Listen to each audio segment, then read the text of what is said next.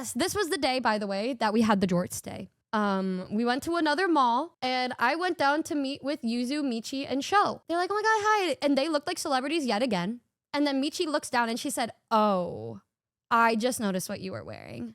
And I said, what do you mean? But mind you guys, I decided to wear the jorts because I wanted to be comfortable today. I was, after getting rained and poured on, I was just done with wearing skirts and linen pants. I wanted to wear something comfy. And, yeah, so she looked and she's like, this is not gonna do. And then she's like, actually, I was like looking at shops and things that I thought would look good on you because they reminded me of you. So I'm gonna take you there. And so Michi took me to a really cool clothing store and then she picked out an outfit for me. So she actually found pants for me and made me get the pants. So I bought pants and a whole outfit. We also got matching shirts. And then we met up with everybody. And I don't know if it was the same day or later on, but we did karaoke and had these things called rainbow shots that night. But, oh no, this was the day I wore the new outfit. I wore the pants that Michi gave me and I sent her a pic. And I was like, look, I'm wearing it. Are you proud of me? And she's like, yay, yippee, yay, yay. And so I wore it to this day, which was like the last day where everybody was like really truly together. And Tony was already crying. This was probably the most fun night of the whole entire trip because everybody was just having an incredibly fun time together and being really happy. This is where I said to myself, oh, Michi is definitely contradicted what she told me before because she was literally attached to us again. I have really cute pictures of us just of me in her lap and she looks very super duper happy. It took you that long to notice. I don't want to hear that shit from anybody with the way that she was acting towards me the first couple days. Every time. Because, okay, and then there was another night where I tried like, oh wait, yeah, it was when Sho was drunk and I went back to the room with him because I was gonna sleep over there. And then Michi just fell asleep already and took up the whole bed. And I said, okay, well, next time then. Because she's like, yeah, when you come up here, blah, blah, blah. I said, okay. And then I go up, she's dead, sprawled out on the bed. And I said, yep, well, you know what? Yeah, cool. All right. And I didn't want to disturb her. People can say like, you should have, but honestly, I'm not the kind of person that would do that if they're sleeping. So if you're sleeping and sprawled out and comfy cozy, I'm not going to wake you up. I'm just not going to do that because I wouldn't want to be woken up. And so I did it. And she looked really cute and cozy. And so I said, okay, well, maybe next time, or maybe she really doesn't want to just room with me because she was not giving signs. Yeah, and she's like, I'm not clean, blah, blah, blah, blah. The next day after karaoke was the day that we were getting tattoos. So Yusan was getting a tattoo and then I was getting a tattoo. And it was so fun because I looked this up and I was like, low-key, I fuck with this. Like, low-key, I fuck with this. And Yusan was getting the tattoo first. And Yusan is a very passionate individual. They were like, I want this and this because of all of these designs. And I want to feel like this when I'm wearing. I want to feel empowered. I want to feel good. Like these tattoos will mean this and this and this to me. And the guys were like, yeah. 20 minutes of talking about the kind of tattoo that they want. Then they look at me and said, so what do you want? I'm like, can I get a rat next to my spoon? Guys, look, it looks like it's reaching for the spoon.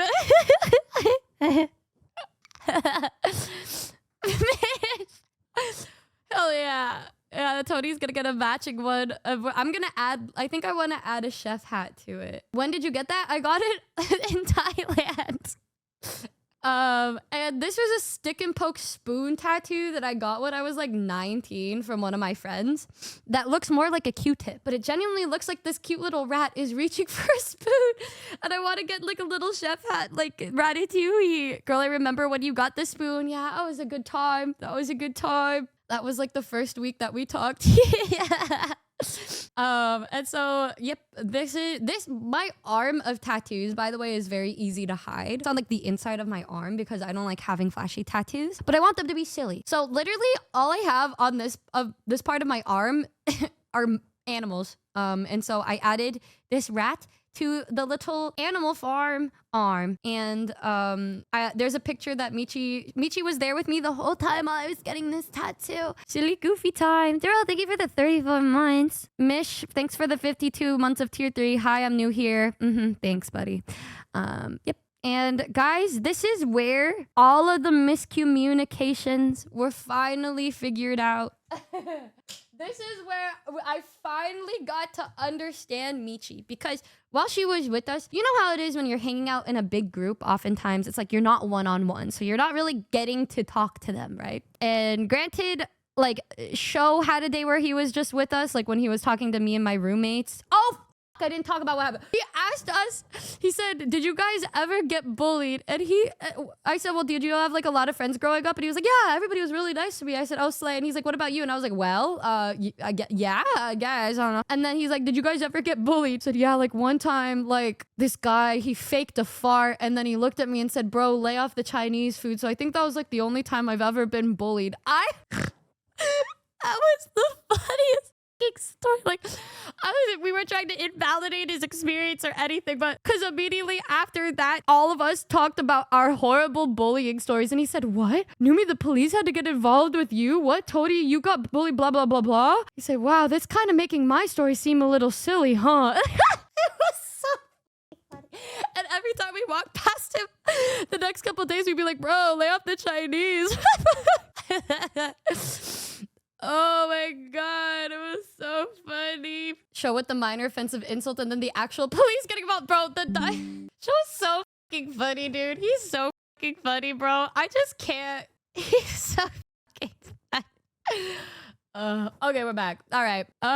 Fuck. We all got so close that night. All of us became really, really fun, close friends that night. It was so fun. But yeah, like we had a night with Sho. We had a night with Yuzu. I even at a time where I got to talk one-on-one with Yusad a lot, but I never really got to talk to Michi until the day I got the tattoo. And at this point, Lynn and Tony left that day, and Hami and Avery went to go rock climbing. And so I said, all right, it's time to go get a tattoo with Michi and Yusan. And I don't remember what caused the shift at that. I don't remember if it was before this or what, but all of a sudden, Michi was just any second that she would be next to me, it's like holding hands. Like she always has to hold hands because she gets like overstimulated pretty easily. So it's like, it got to the point where if she wasn't holding hands with me, I assumed she was lost. So it was me, Yusan, and Michi. I think like Sho and Yuzu were getting like facials that day because they wanted to get facials. And they were like 3-hour facials or something. Sho also went to like the dentist. Bro was really just doing the most random side quests. And so then we decided to get the tattoos. And Yusan's tattoo took around 5 hours. So it was just me on Michi's lap for like 5 hours. And we were just talking the whole entire time. And I got really mad because I said, wow, wish Michi lived next door because she gets along with me so well and likes everything that I like and is, you know, you have an idea of how she is when you talk to her online, but meeting her in person, I was like, okay, wow. Yeah. Cool. Love that. Love this distance even more now. Yep, great. Who the hell goes to a dentist on vacation? I don't know. Who the hell has Chinese food smelling farts? Not to flex, but she's kind of neighbor. Lucky you. Lucky you. You get to see Michi whenever you want. And she was so fucking cute this day, bros. Like, we were just hanging out and talking and bonding with Yusan the whole day. And then it was literally just us on a couch for 5 hours just talking to each other. And then, you know what? She decides to tell me this day.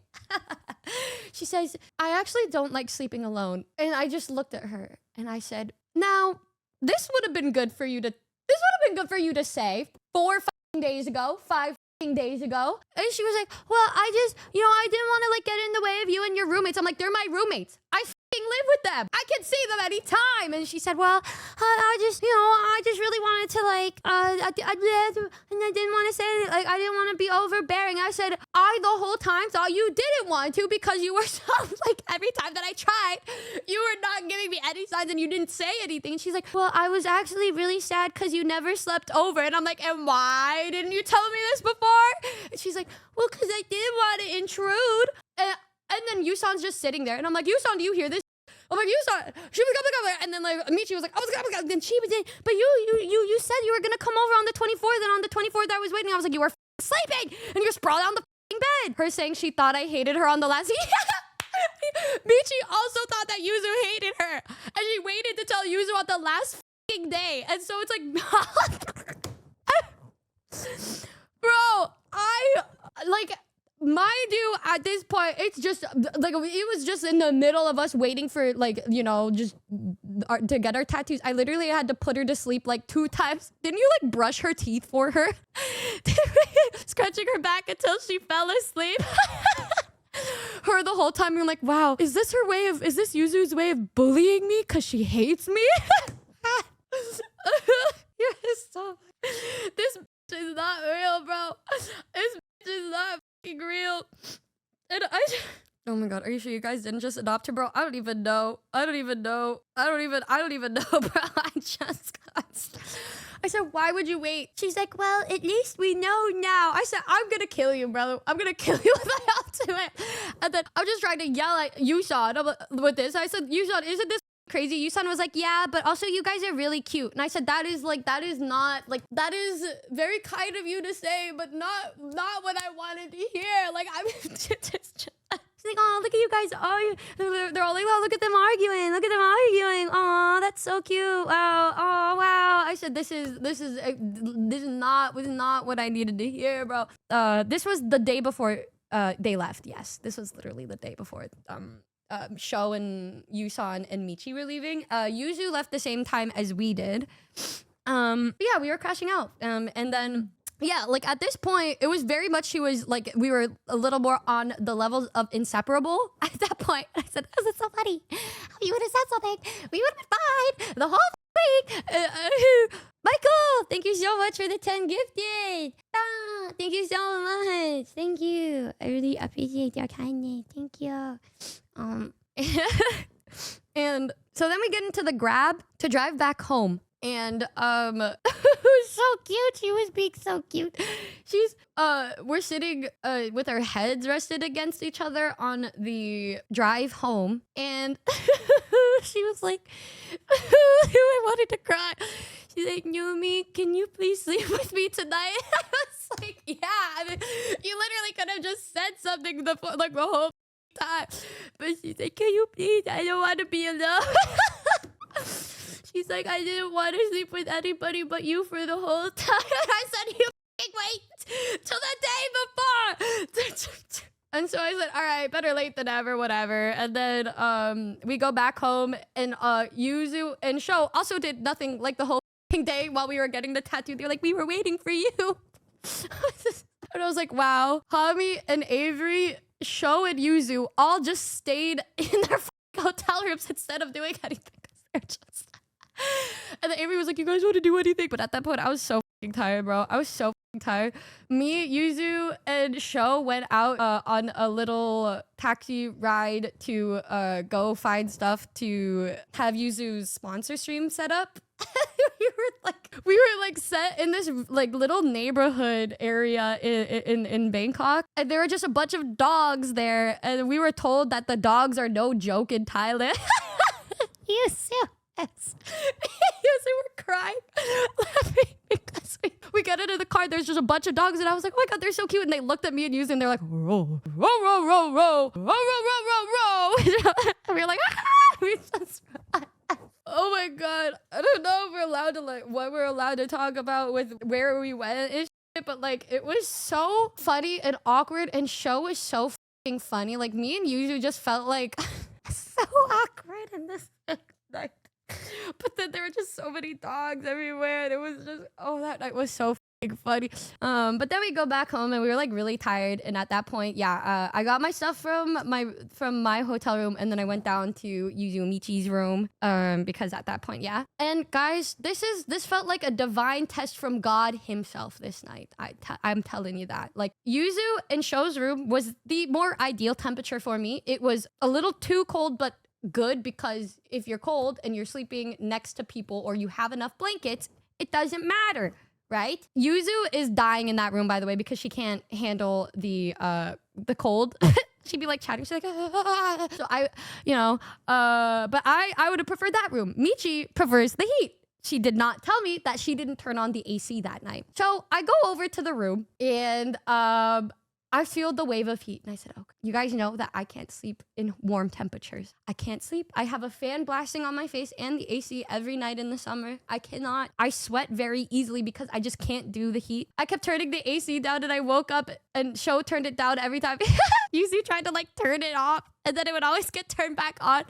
It's so funny because my more ideal temperature was in Show and Yuzu's room, and then Yuzu's ideal temperature was Michi's room, and I like had a vision where it was like me and Yuzu dragging our bodies to the other room that matched us more. And I was like, oh. So I get into the room and I was like, holy Michi went to like take a shower and I was just talking to Yusan because Yusan's bed was right next to me, and then I started to fall asleep, but it was so hot and in Michi's room that I just didn't even really have the blanket on me because I was already dying. I was just already not doing very well. You guys know about how we said we would put a couch between us when we were sleeping? At this point in the trip, I knew that wasn't gonna fucking happen, of course, because like what the fuck? Like she's obviously very clingy and not like doesn't want to sleep alone because yeah.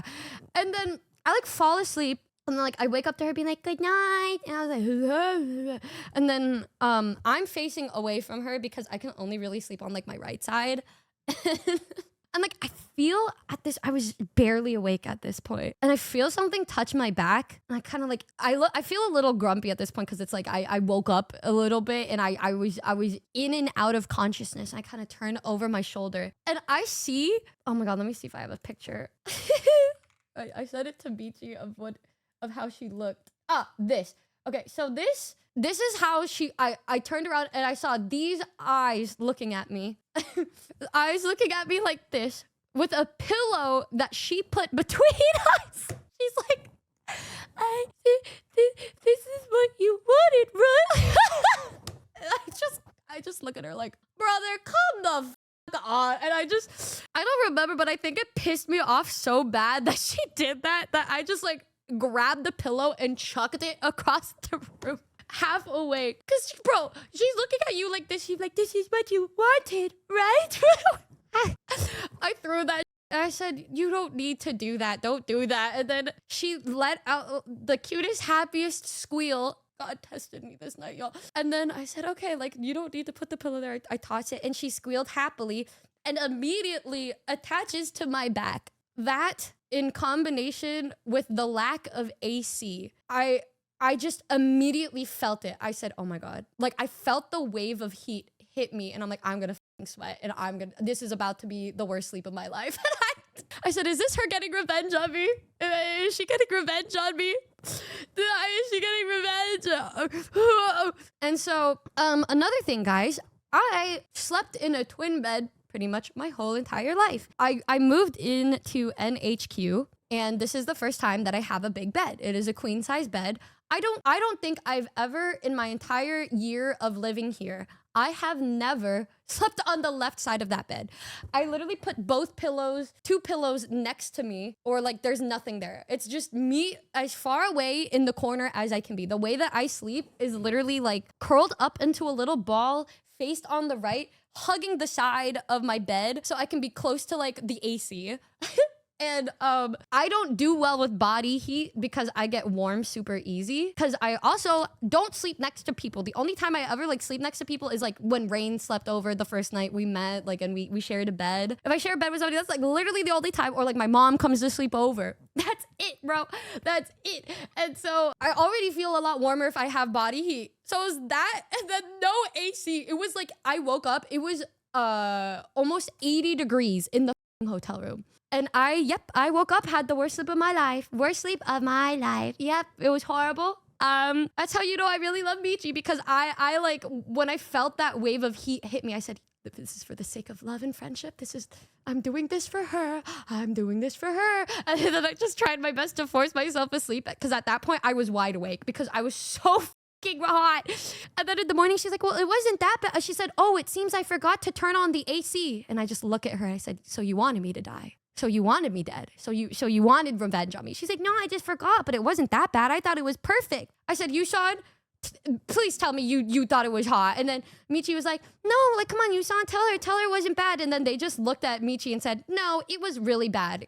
Guys, it felt like when it's 100 degrees and then there is a fan on, but you know, like that smelly fan smell? That's what it felt like in that hotel room. And then in the morning, like, I walked in the show in Yuzu's room and I said, oh, salvation. Oh. Meanwhile, I look at Yuzu and she's Ice Cube. Oh my god. There's no worse feeling than sleeping too hot. I think I woke up like drenched in my own sweat. It was horrible and I felt so bad. That's why I didn't take off the blanket, because I didn't want her to feel my sweat. I said, I will suffer for her comfortable night. Like, I will do what it needs to be done. It's so then she turned on the AC. Like, then she turned on the AC in the morning when it was already too late and she was already leaving that day. Bitch. And